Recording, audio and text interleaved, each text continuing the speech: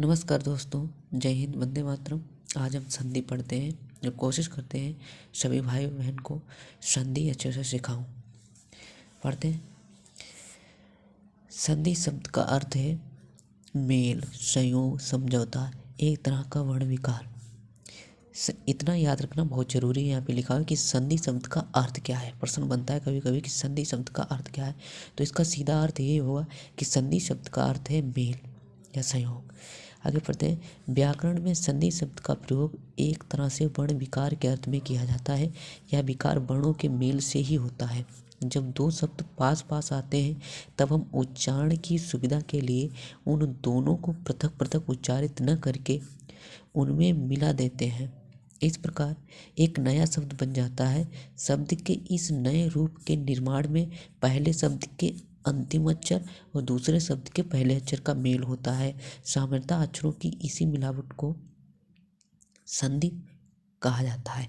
दोस्तों यहाँ पे देखिए, नोट करने वाली बात ये लिखी हुई है, बताई गई है। यहाँ पे लिखा है कि शब्द के इस नए रूप के निर्माण में पहले शब्द के अंतिम अक्षर, लिखा है पहले शब्द के अंतिम अक्षर और दूसरे शब्द के पहले अक्षर का मेल होता है। सामान्यतः अक्षरों की इसी मिलावट को संधि कहते हैं। आगे परिभाषा लिखी हुई है।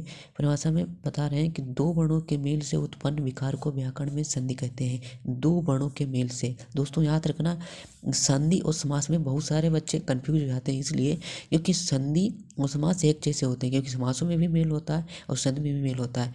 तो दोस्तों समासों में क्या शब्दों का मेल होता है और संधि में वर्णों का मेल होता है, जैसा कि परिभाषा में स्पष्ट लिखा हुआ है। बाकी हम समास पढ़ेंगे तो अच्छे से समझ में आ जाएगा। यहाँ पे लिखा है कि दो वर्णों के मेल से उत्पन्न विकार को व्याकरण में संधि कहते हैं।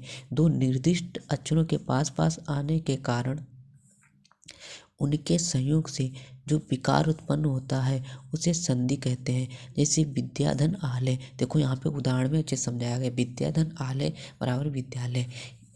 विद्यालय में दा में आलय के आ से मिल जाने से एक दीर्घ अ हो गया है। विद्यालय यहाँ पे दिया तो यहाँ पे दा देखो, इसमें भी आ है और यहाँ पे आ है, तो आ और आ मिल करके जो दीर्घ आ हो गया है, इसके मिल जाने से क्या हो गया, दीर्घ आ हो गया है। बहुत स्पष्ट शब्दों में यहाँ पे अच्छे से बताया है।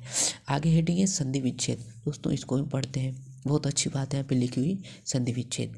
इसमें क्या लिखा है कि जो शब्द संधि से बने हैं, जो शब्द संधि से बने हैं उनके खंडों को अपने पूर्व रूप में रखना अथवा संधि को तोड़ना संधि विच्छेद कहलाता है। फिर से इसको पढ़िए, बहुत अच्छी चीज लिखिए कि जो शब्द संधि से बने हैं, यानी जो शब्द संधि से बने हैं उनके खंडों को अपने पूर्व रूप में रखना अथवा संधि को तोड़ना संधि विच्छेद कहलाता है। सीधा सीधा दोस्तों ये समझिए कि कोई शब्द दिया हुआ, जैसे यहाँ पे उदाहरण है कवींद्र। कवींद्र को तो कैसे तोड़ा है, कवि धन इंद्र। तो जो कवि और इंद्र दो शब्द बने हैं, इनको तोड़ दिया है, तो यही संधि विच्छेद हो गया।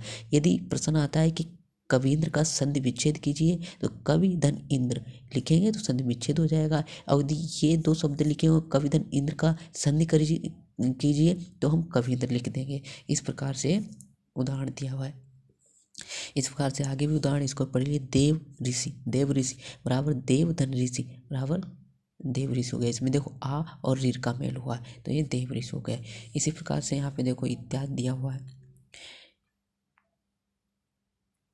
इत्यादि में देखो इति धन आदि, इसमें छोटी ई और बड़ा आ का मेल हुआ है तो इत्यादि हो गया। इसी प्रकार रमेश में रमा धन ईश बराबर रमेश हो गया। इसमें बड़ा आ और ई का मेल हुआ है। दोस्तों अब आगे हम पढ़ते हैं संधि के प्रकार। संधि के प्रकार, संधियाँ तीन प्रकार की होती हैं। संधियाँ जो होती हैं तीन प्रकार की होती हैं। ये इम्पोर्टेंट चीज़ है, याद रखना, महत्वपूर्ण बात यहाँ पे बताइए।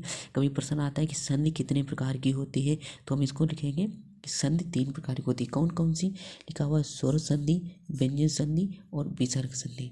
स्वर संधि, व्यंजन संधि और विसर्ग संधि।